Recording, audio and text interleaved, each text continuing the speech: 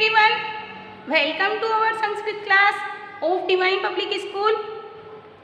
छात्रों, कल हमने ब्राह्मणस्य भाग्यः इस पाठ का कथासार पढ़ चुके।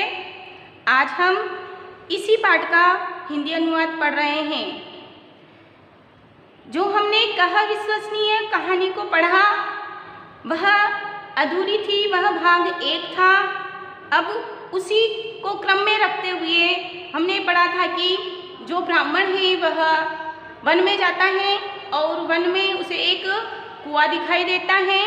जब वह कुएं के पास जाता है तब उस कुएं में उसको बाघ, बंदर, सांप और मनुष्य गिरे हुए दिखाई देते हैं। उन सबको वह बारी बारी से निकाल लेता है, परंतु उसको खाने के लिए कुछ भी नहीं मिलता है और वह ऐसे ही घर लौट जाता है।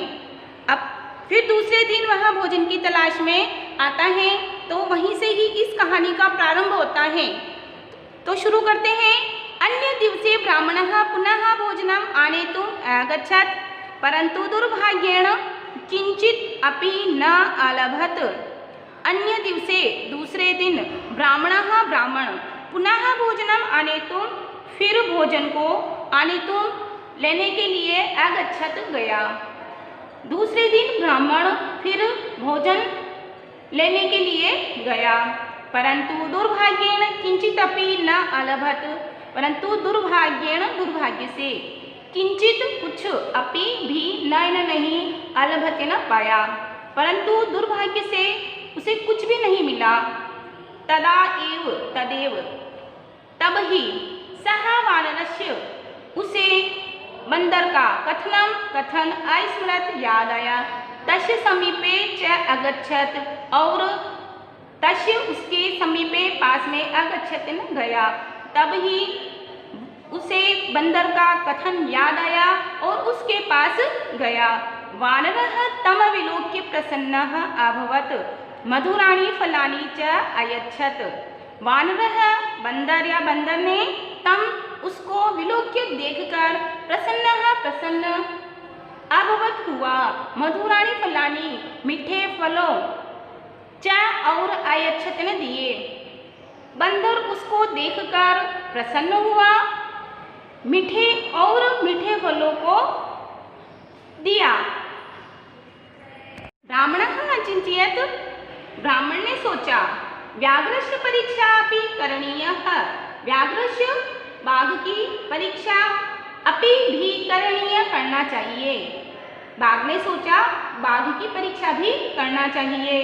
अतः सः पर्वतस्य गुहायां प्राविशत, अतः इसलिए सह वह पर्वत की गुफा में प्राविशत घुसा, इसलिए वह पर्वत की गुफा में घुसा या प्रवेश किया। व्याघ्रः तं दृष्ट्वा हर्षितः अभवत्, बाघ तम उसको दृष्ट्वा देखकर हर्षितः प्रसन्न अभवत् हुआ, बाघ उसको देखकर प्रसन्न हुआ। किसको? ब्राह्मण को देखकर। तम च केचित् स्वर्णाभूषणानि अयच्छत, तम उसको चैन और उसको केचित् कुछ स्वर्णाभूषणानि, स्वर्ण आभूषणानि, 2 शब्द है। स्वर्ण न सोने के, आभूषणानि आभूषण या गहने, अयच्छत न दिए, और उसको कुछ सोने के आभूषण दिए। ब्राह्मणः आभूषणानि विक्रेतुं स्वर्णकारस्य समीपे आगच्छत, ब्राह्मण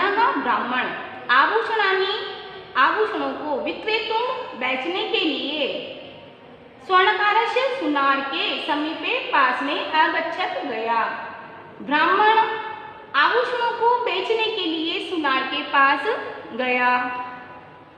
सः स्वर्णकारः तानि दृष्ट्वा चकितः अभूत्, सः वह स्वर्णकारः सुनार तानि दृष्ट्वा उनको देखकर, किनको?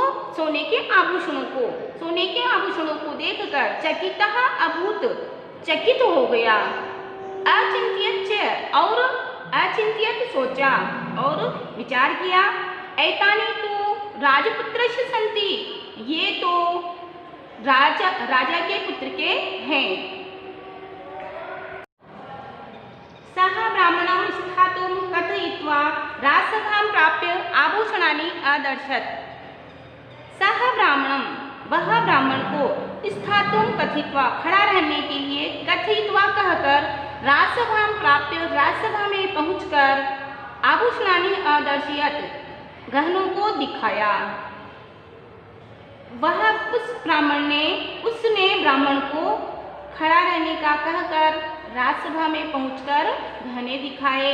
राजा पृच्छत् राजा ने पूछा एतानि तु मम मृतपुत्रस्य सन्ति कि ये तो मेरे मरे हुए पुत्र के हैं। तव समीपे कथम तुम्हारे पास में कैसे?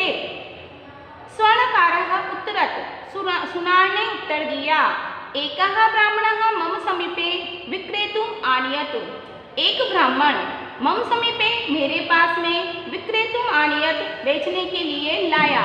मया मन्यते मैंने माना या समझा यत् कि सः एव राजपुत्रस्य घातकः अस्ति, वह ही राजा के पुत्र का घातक है यानी मारने वाला है। राजा ब्राह्मणं कारागारे अक्षिपत्। राजा ने ब्राह्मण को कारागार में भेज दिया या जेल में डाल दिया।